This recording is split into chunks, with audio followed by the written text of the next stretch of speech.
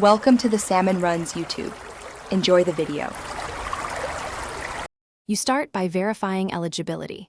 Get the IMEI from *#06#, confirm the carrier and that your account has no blocks. Then contact the carrier support or use their unlock portal and provide account number, PIN, and the IMEI. Explain you want a permanent SIM unlock. Ask for the expected processing time. Once done, request the unlock code or confirmation email and save any reference number. Make sure to note whether the carrier will send an automatic network update or a manual code. Now apply the unlock. If you received a numeric code, power off the phone, insert a non-carrier SIM, power on, and enter the code when prompted. Press confirm. If the carrier pushes an over-the-air update, connect to Wi-Fi, keep the phone charged, then accept the update and restart.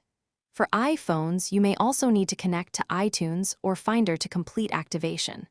For Androids, clear the carrier's provisioning cache if the new SIM isn't recognized. If it times out, retry with exact code entry. Finish by verifying the unlock. Place a call, send a text, and use mobile data on the new SIM. If you still see SIM locked or no service, do a network settings reset and reboot, then re-enter the code precisely if prompted. If OTA failed, connect to your PC and perform the carrier activation steps, or ask the carrier to reissue the unlock code, citing the ticket ID. If unresolved after 48 to 72 hours, escalate to a supervisor and document every step for faster resolution. Thanks for watching.